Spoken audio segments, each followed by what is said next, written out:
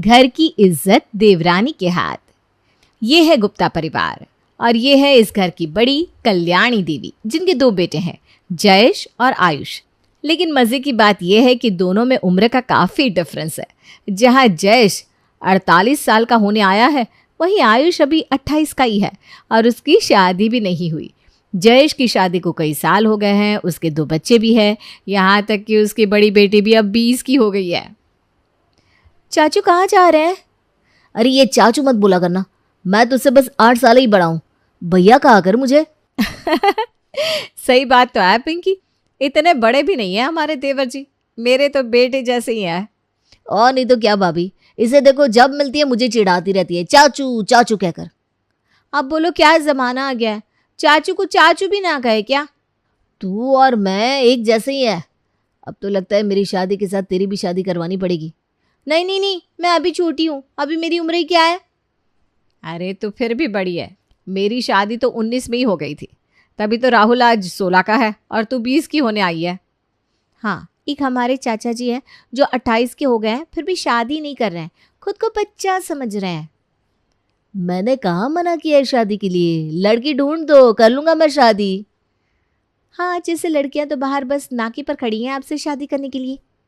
पिंकी की बच्ची तो रुक जा, जब देखो मेरी काटती रहती है, बस आज तो तुझे छोड़ूंगा नहीं। अरे रुक तो। गुप्ता परिवार का आपसी प्यार देखकर कोई भी बता सकता था कि ये परिवार कितना प्यारा है। और अब तो इस परिवार में एक नया सदस्य भी जुड़ने वाला था, क्योंकि आयुष की शादी जो पक्की हो गई थी राखी के साथ। चलो अब तो आराम से ऊपर जा सकती हूँ, अब तो छोटी बहू भी आ गई है इस घर में। अरे ऐसे कैसे माँ जी, अभी तो आपको पिंकी की भी शादी करवानी है, आयुष के बच्चे भी देखने हैं। अब इतना सब करने का जोश कहाँ रहा मुझ में, लेकिन एक तसल्ली है कि तू इस घर को अच्छे से संभालेगी। जब से तेरी शादी हुई है तब से तूने ही इस घर को बड़े प्यार से संभाला है। मुझे पूरा विश्वास है कि नई बहू के आते ही वो भी इसी तरह तेरा साथ देगी। जी माँ जी, आयुष भी मेरे बेटे जैसा ही तो है, आप बिल्कुल चिंता मत कीजिए, मैं सब कुछ संभाल लूँगी। आयुष की शादी में खुशी से पूरा परिवार झूम उठा था। सारे रिश्तेदार शादी में बड़े ही खुश थे, और आखिर होते भी क्यों नहीं। सुषमा ने आयुष की शादी की तैयारी ही इतने अच्छे से की थी। सुषमा, मानना पड़ेगा, सारी तैयारियां बहुत सुंदर की है तुमने। सारे रिश्तेदारों को न्योता भी इतने अच्छे से पहुंचाया, सबके लिए इतने सुंदर सुंदर तोहफे भी बनाए और सब कुछ इतने अच्छे से किया है कि कोई कमी नहीं निकाल सकता। थैंक यू बुआ जी, ये तो बस आपका बड़प्पन है जो आप ये सब कह रही हैं। अरे नहीं नहीं, सच कह रही है ये, तुमने सच में सब कुछ बहुत बढ़िया किया सुषमा, मानना पड़ेगा, सुषमा में कोई बात तो है। अब राखी बहू देख लो, तुम्हें भी इसी तरह सब कुछ करना है, अपनी जेठानी से सब कुछ सीख लेना। अब ये छोटी बहू जो भी कर ले, सुषमा की जगह तो नहीं ले सकती।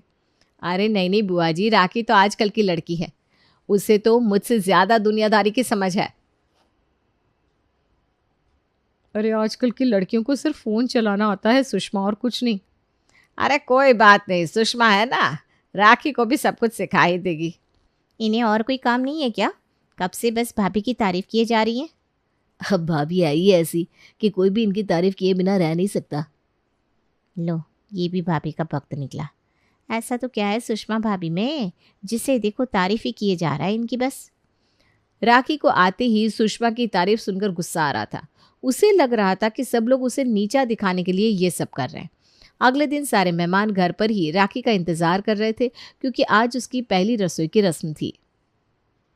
अरे सुबह के 8 बज रहे हैं, अभी तक राखी बहू आई नहीं, क्या हुआ, अभी तक उठी नहीं है क्या? अरे बुआ जी, वो कल शादी की थकान उतरी नहीं होगी ना, इसलिए बस आती होगी। सुषमा तू जाकर देख ले, इतनी देर क्यों लग रही है उसे।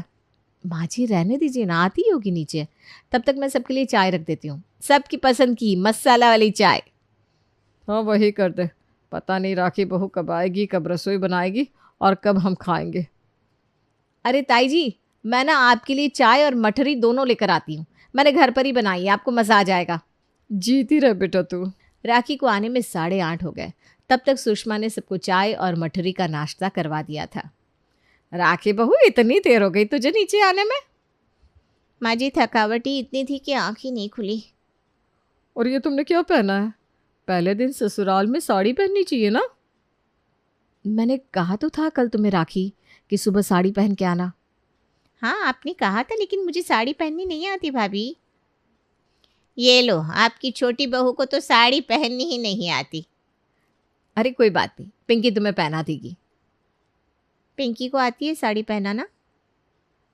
अरे हमारी पिंकी को सब कुछ आता है छोटी बहू, घर का काम, साड़ी पहनना, खाना बनाना। सुषमा ने अपनी बेटी को सब कुछ सिखाया है। जाओ पिंकी, चाची की मदद कर दो बेटा। चलिए चाची, हम आपकी मदद कर देते हैं। पिंकी राखी को अच्छे से साड़ी पहना कर आती है। अब तक सब राखी की पहली रसोई का ही इंतजार कर रहे थे। अरे कल्याणी, 10 बज गए, आज रसोई बनेगी कि नहीं? अरे हाँ हाँ बन जाएगी, अभी आ गई है ना राखी बहू, अभी बना देगी। हाँ मैं अभी बना देती हूँ ताई जी, बताइए क्या खाएंगी? अच्छा क्या क्या बना लेती हो बहू, ज़रा हम भी तो जाने कि क्या बनवाया आज तुमसे। हम दाल चावल, कढ़ी चावल, खिचड़ी ऐसा हल्का फुल्का बना लेते हैं ताई जी। वो क्या है ना, शादी के पहले हम रसोई में ज़्यादा गए नहीं ना, इसलिए। हाँ पर दाल चावल थोड़ी ना खाएंगी कल्याणी, यहाँ शादी में दाल चावल खाने थोड़ी आए हम। तो बाहर से ऑर्डर कर दूँ बुआ जी? ये लो, पहली रसोई पे कह रही है बाहर से ऑर्डर कर दूँ। अरे राखी बहू, आज तुम्हारी पहली रसोई है, आज तुम्हें ही खाना बनाना है। ऐसा करो, पनीर की सब्जी, खीर पूरी और सब्जियों का पुलाव बना दो। क्या इतना सब? चाची हम मदद कर देते हैं आपकी, चलिए। हाँ जाओ, दोनों मिलकर खाना बना लो, अब बहुत देर हो गई है ना पहले से ही। हाँ हाँ जाओ भाई। सुषमा देखना, कल से ये बाहर से ही ऑर्डर करेगी खाना। अरे तुम बुरा मत मानो राखी, ताई जी बस मजाक कर रही हैं। पिंकी की मदद से राखी खाना बना लेती है, लेकिन उसका पहला इंप्रेशन सब पे अच्छा नहीं पड़ा था, जिससे कल्याणी को बहुत बुरा लगता है और सारे मेहमानों के जाने के बाद वो राखी को फटकार लगाती है। राखी बहू, क्या ज़रूरत थी ऐसा कहने की कि बाहर से ऑर्डर कर दूं खाना? अरे तो इसमें क्या हो गया? अब मुझे इतना सब बनाने की आदत नहीं है तो मैं क्या कर सकती हूँ? अरे तो सीखना पड़ता है ना ससुराल में सब कुछ, तुम्हारी तरह नहीं कि आलसी होकर कह दिया बाहर से मंगवा देते हैं। हमारी सुषमा पिंकी से भी छोटी थी जब ब्याह कर आई थी इस घर में, उसके बाद भी उसने सब कुछ सीखा। आज उसे पिज्ज़ा, बर्गर सब कुछ बनाना आता है। हाँ तो आप उनसे ही बनवा लीजिए, आपको मेरी क्या ज़रूरत है? राखी, ये किस तरह से बात कर रही हो तुम माँ से? हम बस जवाब दे रहे हैं उनकी बात का, और कुछ नहीं। देखो, हमारे घर में कोई भी बड़ों से इस तरह से बात नहीं करता। आयुष, जाने दो ना, नई नई है, सीख जाएगी बाद में। सही कहा था बुआ जी ने, ये कभी सुषमा जैसी बन ही नहीं सकती। ससुराल में सुबह के तमाशे के बाद राखी और तिल मिला गई थी। उसके मन में सुषमा के प्रति जलन की भावना ने जगह ले ली, लेकिन अब वो समझ गई थी कि सुषमा के खिलाफ इस घर में कोई कुछ भी नहीं सुनने वाला, उसका खुद का पति भी नहीं। जिसे देखो सुषमा सुषमा करते रहता है, जैसे कहीं की महारानी हो वो। मुझे नहीं बनना भाई उनके जैसा देहाती। चाची, हम अंदर आ सकते हैं? हाँ आ जाओ। हम अपने लिए कोल्ड कॉफ़ी बना रहे थे तो आपके लिए भी बना दी, ये लीजिए। वाह, कोल्ड कॉफ़ी हमें बहुत पसंद है। हमें चाचू ने बताया था, हमें लगा आपका मूड भी अच्छा हो जाएगा। Thank you. वैसे तुम्हारी पढ़ाई पूरी होगी क्या? हाँ, इसी साल हमने अपना ग्रेजुएशन पूरा कर लिया। अच्छा, फिर तुम्हारा कोई दोस्त वोस्त है कि नहीं? क्या मतलब? अरे अब हमसे क्या छुपाना, तुम जवान हो, आजकल की लड़की हो, कोई ना कोई तो होगा ही जिसे तुम पसंद करती होगी, या कोई तुम्हें पसंद करता होगा। अरे हमसे मत छुपाओ, हम दोनों सहेलियों की तरह है, बताओ ना। नहीं चाची, ऐसा कुछ भी नहीं है। तुम्हारी मुस्कान बता रही है कोई तो है, अब हमसे मत छुपाओ। देखो हम किसी से कुछ नहीं कहेंगे, सच, ये बात तुम्हारे और हमारे बीच ही रहेगी। आप सच कह रही है ना? अरे हाँ भाई, तुमसे झूठ क्यों कहेंगे? एक लड़का है जो हमें पसंद करता है बहुत, लेकिन हम ना उससे दूर ही रहते हैं, सच में, और वो हमें मैसेज भी करता रहता है। अरे बस इतनी सी बात है, तुम जवान हो, तुम्हें बात तो करनी चाहिए, इसमें तो कोई बुरी बात नहीं है। हमारे कॉलेज में ना बहुत सारे दोस्त थे। सच चाची? हाँ, हम तो उनके साथ घूमते थे, फिरते थे, बातें करते थे। आजकल ना ये बड़ा ही आम हो गया है, हमें तो विश्वास ही नहीं हो रहा कि तुम मुझसे बात भी नहीं करती हो। वो क्या है ना, मम्मी को ये सारी बातें पसंद नहीं है, इसलिए हम ऐसी बातों से दूर ही रहते हैं। अरे आपकी मम्मी ना पुराने ख्यालों की है। आजकल तो अगर लड़कियां लड़कों से बात नहीं करती तो उन्हें बुद्धू कहा जाता है। अच्छा।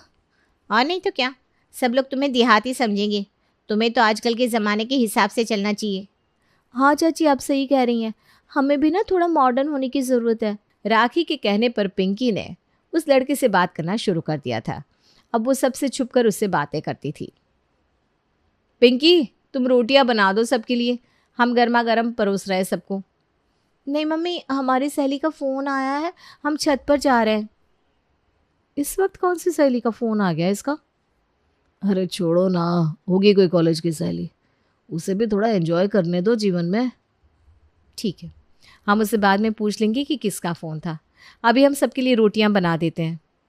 पिंकी पहले तो सिर्फ उस लड़के से बात ही करती थी, लेकिन अब तो छुपकर उससे मिलने भी जाती है, वो भी घर पर झूठ बोलकर। अरे पिंकी, इतना बन ठन कर कहाँ जा रही हो बेटा?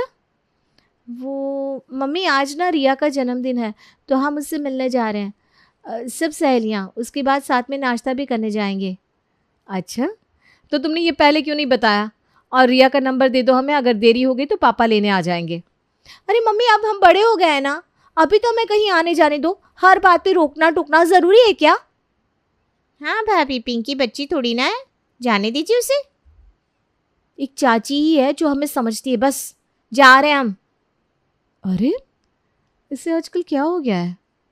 पिंकी का बर्ताव आजकल बहुत ही अजीब हो गया था। पिंकी अब उस लड़के से मिले बिना रह नहीं सकती थी। हम क्या करें चाची?